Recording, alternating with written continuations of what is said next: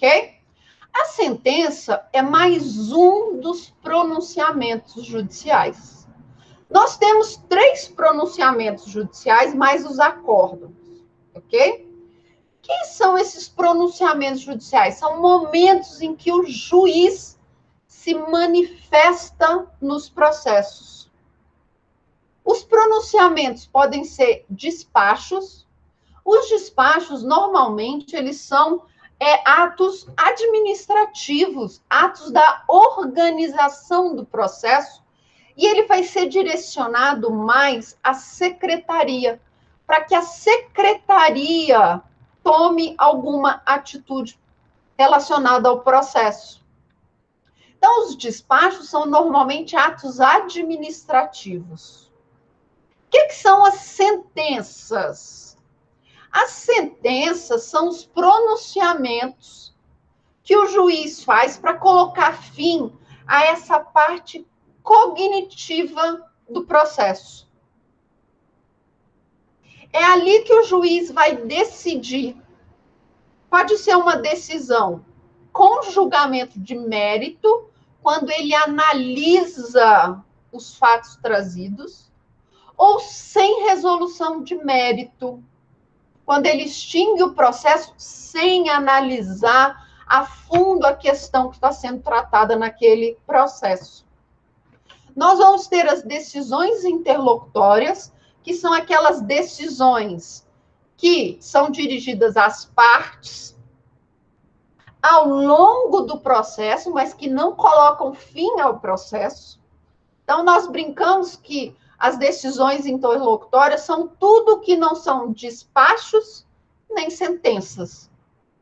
Tudo que coloca fim à fase cognitiva, que encerra aquela relação, aquela relação processual, eu chamo de sentença. Tudo que for atos administrativos, eu chamo de despacho. E o que sobra, eu chamo de decisão interlocutória. Lá em fase recursal, eu já vou ter os acórdãos. O que são esses acórdãos? São os pronunciamentos judiciais proferidos nos tribunais pelo colegiado. Então, acórdão são os julgamentos proferidos nos tribunais pelo colegiado. É quando o colegiado vota, chega a uma decisão vencedora, nós vamos ter os acórdãos. Sentença é o pronunciamento judicial que vai por fim a essa fase cognitiva do nosso processo. Tá? Ok? Alguma dúvida com relação aos pronunciamentos judiciais? Vamos falar, então, dos requisitos da nossa sentença trabalhista. O que obrigatoriamente nós vamos ter na nossa sentença trabalhista? A sentença trabalhista, ela vai trazer o quê? O nome das partes, o resumo do pedido e da defesa, vai analisar as provas, os fundamentos da decisão e a conclusão. O que é o relatório? O relatório é essa parte histórica do processo. Fulana ajuizou reclamação trabalhista no dia tal. Ele requeriu verbas rescisórias, 13º, férias, pagamento do FGTS, que mais? Danos morais. A parte ré, devidamente citada, apresentou contestação, alegando ilegitimidade da parte, alegando gratuidade de justiça, alegou também prescrição, do qual decido. Tá? A parte autora apresentou réplica, impugnação dos documentos, alegando parará, parará. É o relatório. Então, relatório é essa parte histórica que vai falar o que aconteceu no processo. Olha, teve audiência, de conciliação no dia tal, infrutífera, audiência de instrução no dia tal, foram ouvidas as seguintes testemunhas. É um relato histórico que o juiz vai fazer do processo. Lá no rito sumaríssimo, esse relatório é dispensado. Então, lá no rito sumaríssimo, eu não preciso fazer, como juiz, eu não preciso fazer esse relatório. Tá? Por quê? Porque isso aí, gente, convenhamos, não é? Quem pega o PJE ali já vê o relatório todinho, não é? Vê o dia do ajuizamento da inicial, vê o dia que é a audiência, vê o dia que apresentou a contestação, se foi antes, depois, se a juíza abriu prazo para juntar, viu a data da nossa audiência de instrução, viu as partes. Então, esse relatório, lá no rito sumaríssimo, ele vai ser dispensado. Fundamentação. Gente, isso aqui é o coração da sentença. São as razões que o juiz usou para decidir aquela sentença. É a motivação, ok? É a motivação. E o que não é considerado? Eu trouxe aqui para vocês a lista do que não é considerado motivação. Lá no direito, lá no início do direito constitucional, vocês aprenderam que todas as decisões precisam ser motivadas. O que é essa motivação? São as razões. É a aplicação da norma jurídica àquele fato que está ali na frente do juiz. É ele ler a norma da CLT e falar, e agora? Eu vou aplicar isso aqui ao caso, porque esse caso está previsto aqui na CLT. Então, motivar é relacionar a causa de pedir com a norma jurídica. Mas não é só indicar, olha, o artigo tal, multa do 496, multa do 477. Não é só indicar, ele precisa explicar por que aquele artigo da CLT se aplica àquela causa de pedir. Isso é motivação. Para a norma, para a jurisprudência, para a doutrina, não vai ser considerada decisão motivada se o juiz apenas indicar o dispositivo legal. Por que ele está aplicando esse dispositivo legal? Ele precisa explicar. Por que ele está aplicando essa multa? Então, ele precisa explicar, não basta limitar. Tá? Não basta só julgar, juntar uma súmula ou uma jurisprudência. Ele tem que explicar por que essa jurisprudência se aplica àquele caso. Tá? Então, a motivação precisa estar bem explicada na sentença. E isso vale para qualquer rito. Isso vale para qualquer decisão, seja uma decisão interlocutória, seja uma decisão terminativa, tá? Então, o juiz precisa explicar. Ou ele vai deixar de aplicar uma súmula, por quê? Por que ele está deixando de aplicar aquela súmula? Ele precisa explicar o motivo. Então, a fundamentação é esse coração da sentença. É o que vai nortear as partes para recorrer, por exemplo. E, por fim, deve constar o dispositivo. O que é o dispositivo? É a conclusão. É ali que o juiz vai falar se é procedente, se é improcedente, quanto que vai pagar, quanto que não vai pagar. Então, a conclusão é o que nós chamamos de dispositivo, tá? Aqui na Justiça do Trabalho chama de conclusão, mas lá na Justiça Comum nós vamos chamar de dispositivo, tá? Outros elementos que devem fazer parte da sentença. O prazo e as condições para cumprir a sentença. Imagina que seja uma sentença condenatória. Condenou a parte ré ao pagamento de 10 mil reais. O juiz pode estabelecer prazo de 15 dias para cumprir a obrigação, ou não. A obrigação vai ser entrada de 30% e o restante dividido em até 6 vezes. O juiz pode estabelecer essa forma de cumprimento da obrigação, tá? As custas, lembra da prova que eu perguntei qual era uma modificação trazida pela reforma?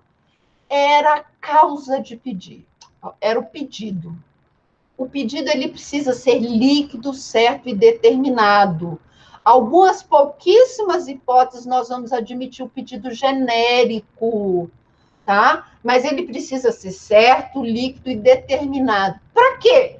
Para eu poder saber o valor das custas, para eu poder saber o valor dos honorários de sucumbência, incorreção do valor da causa é uma das hipóteses de preliminar, tá? É uma das hipóteses de preliminar.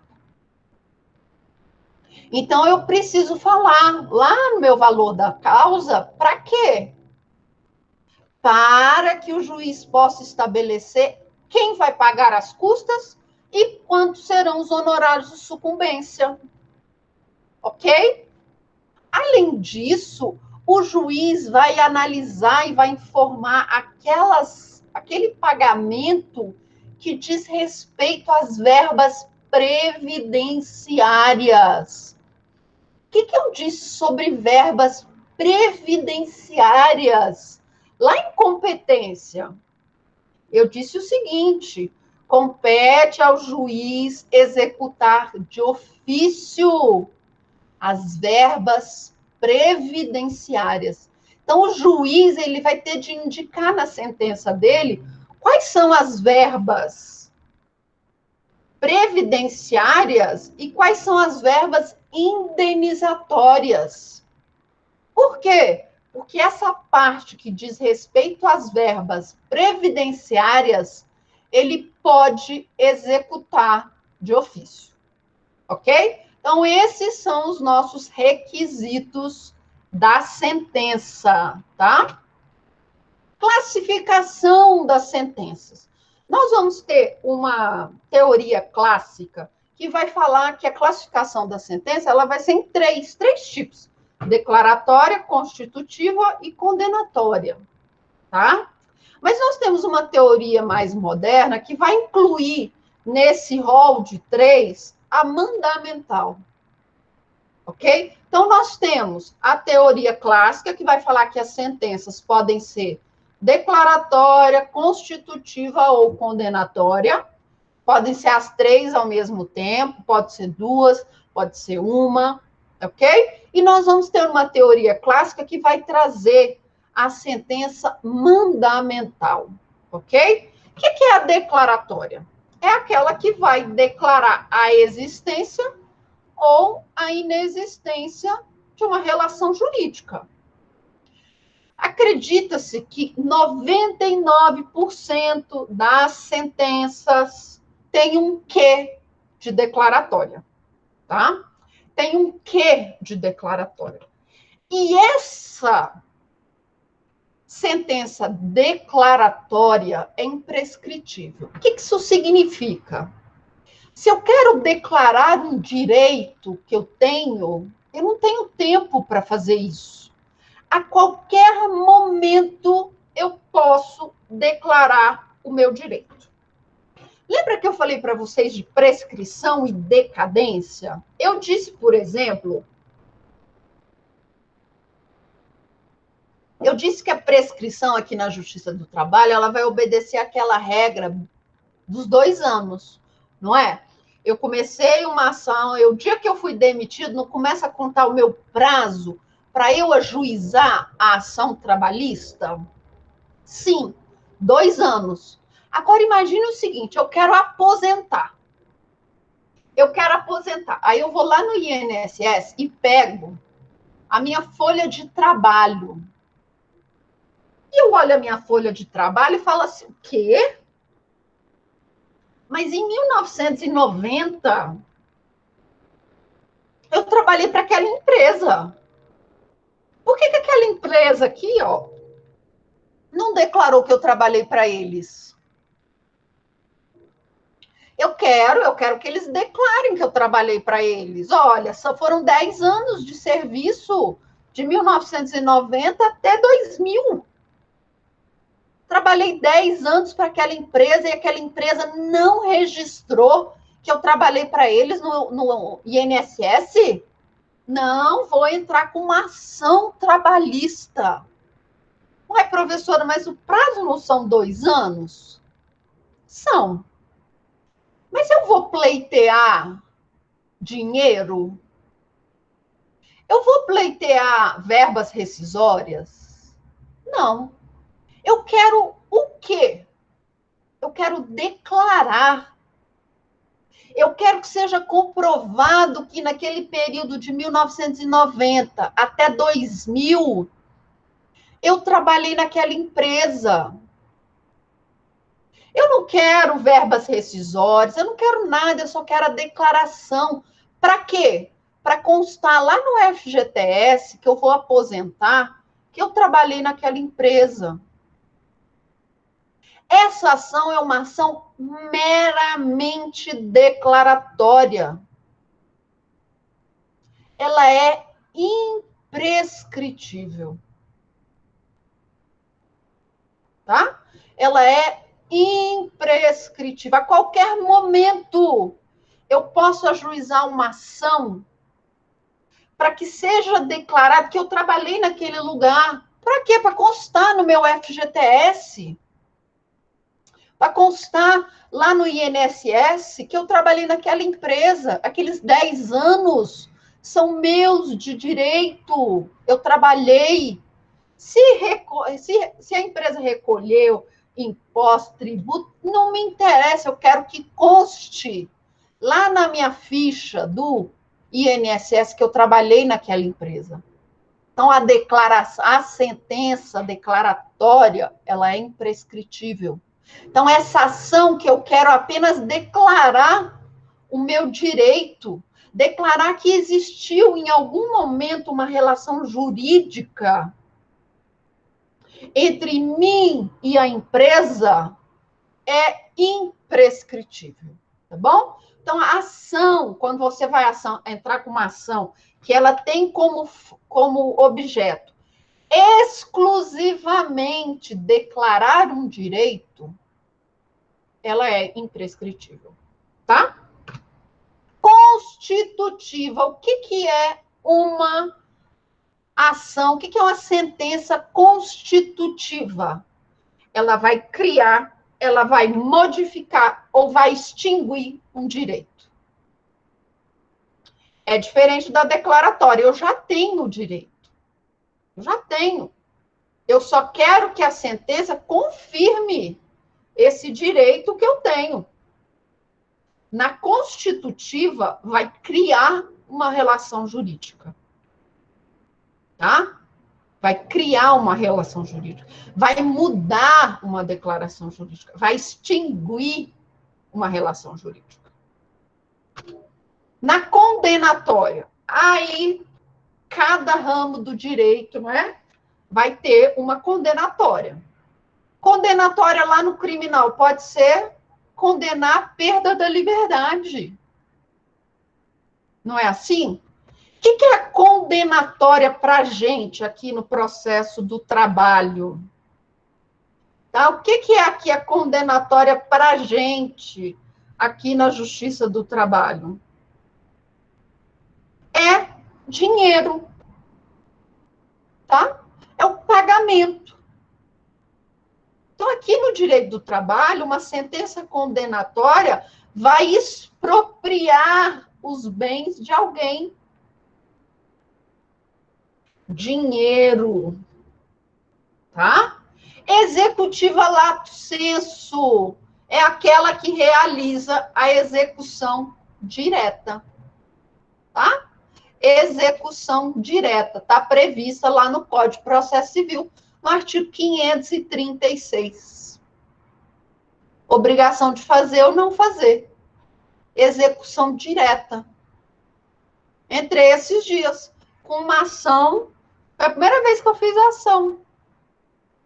Uma ação para derrubar uma obra. Ação de obrigação, não é obrigação de fazer, ela tem um nome, mas é uma obrigação. Derrube a obra. Uma ação de execução direta. Ok? E, por fim, nós temos essa mandamental. O que é essa mandamental?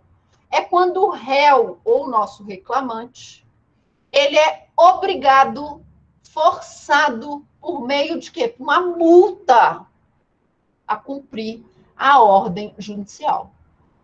Cumpra a ordem judicial. Se você não cumprir, eu vou te aplicar uma multa. E essa multa vai valer até você cumprir a obrigação. Então, para a doutrina clássica, nós vamos ter apenas sentenças de 3 tipos: declaratória, constitutiva, condenatória. Tá? A teoria moderna já vai incluir a mandamental, ok? Que é essa multa para você cumprir alguma coisa, tá? E essa executiva lato sensu é a execução direta daquela sentença, tá bom? Aí, como eu disse para vocês, 99%, né, das sentenças vão ter um quê de declaratória, tá? Vão declarar a existência ou a inexistência dessa relação jurídica, tá? Tá bom? Mas quando eu quero uma ação que é exclusivamente declaratória, ela vai ser imprescritível, tá bom? Imprescritível. Beleza? Ok? Vamos lá. Princípio da congruência. Professora, toda aula tem princípio? Toda aula tem princípio. O princípio da congruência, também chamado de princípio da correlação e adstrição. O que é isso? Gente, não é nada mais do que o seu pedido limita a demanda. Nada mais do que isso. O seu pedido, o que você pede, vai restringir o juiz. O juiz, então, não vai poder julgar além do que você pediu. Digamos que eu peça danos morais na ação. O juiz vai poder me dar danos materiais também? Não, eu só pedi danos morais, então ele não pode me dar danos materiais. Ele não pode me dar menos do que eu pedi. Por exemplo, eu pedi danos morais e danos materiais. Ele pode me dar danos morais? Pode. Ele pode me dar danos materiais? Pode. Mas ele pode deixar de analisar um dos meus pedidos? Não. Isso é citra petita. Ele pode analisar além do que eu pedi. Por exemplo, eu pedi 5 mil de danos morais. Ele pode me dar 10 mil de danos morais? Não. Ele não pode fugir daquilo que eu pedi, do meu pedido. Por isso o pedido tem que ser líquido, certo e determinado. O que eu quero?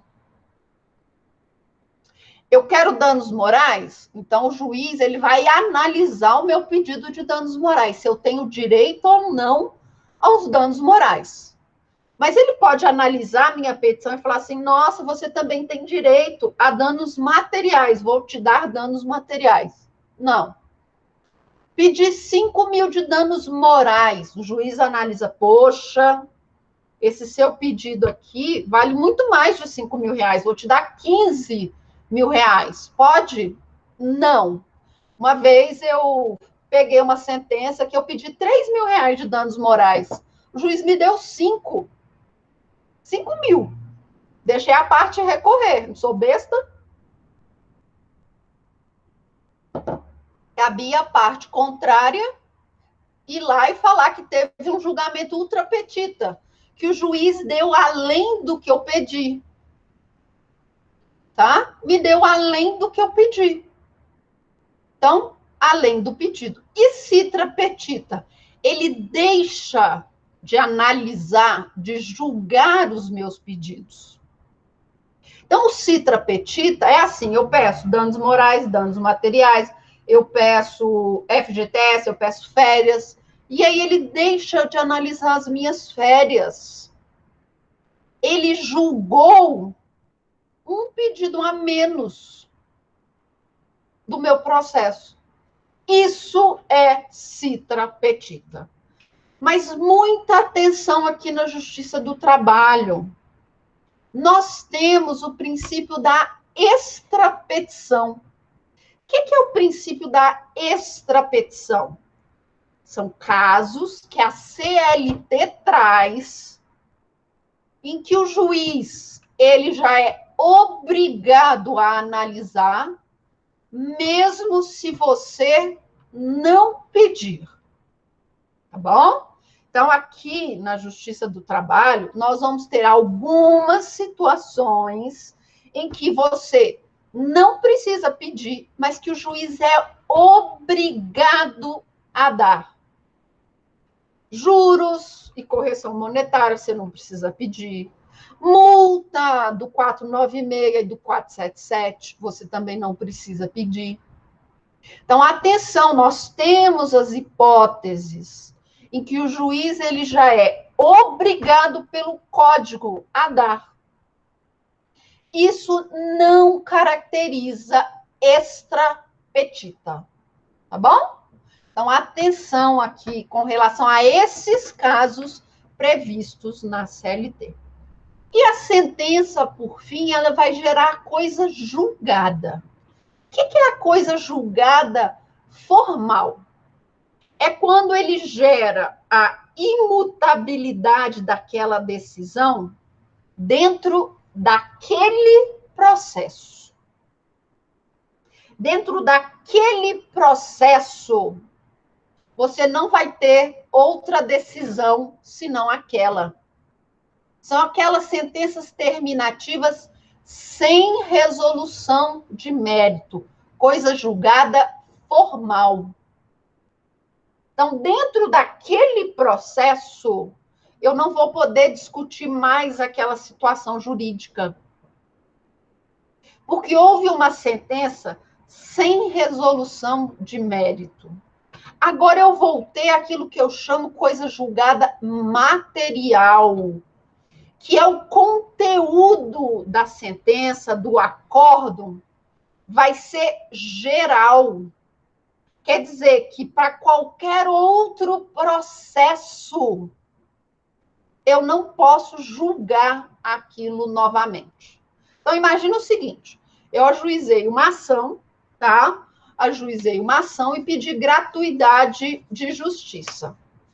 O juiz indeferiu o meu pedido de gratuidade de justiça e mandou eu recolher as custas. E me deu prazo para eu recolher as custas, 15 dias. Beleza? 15 dias. O que vai acontecer se eu não recolher as custas? O juiz não vai extinguir o processo sem resolução de mérito? Vai. Eu vou poder discutir aquele processo de novo? Não. Coisa julgada formal. Posso ajuizar uma nova ação? Posso. Mas eu vou ter de pagar as custas? Vou ter de pagar as custas.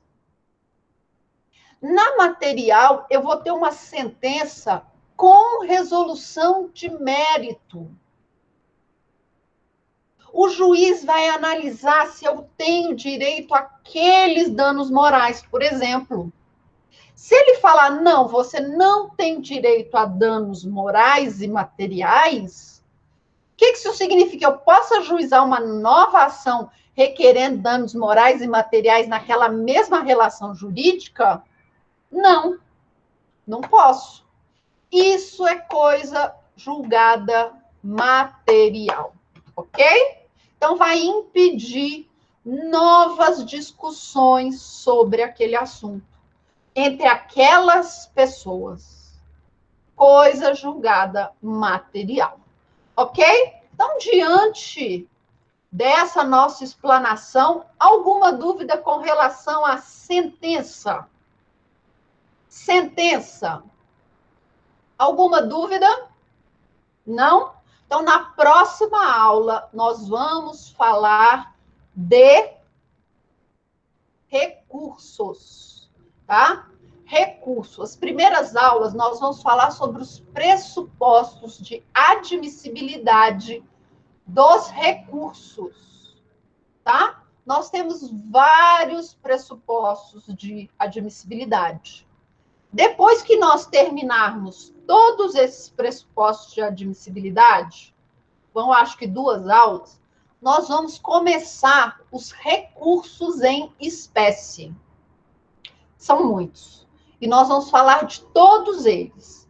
E aí, dentro dos recursos, quando nós estivermos falando de um recurso específico, eu vou falar de execução trabalhista, tá? Então, não percam as próximas aulas, que eu vou começar a falar dos recursos.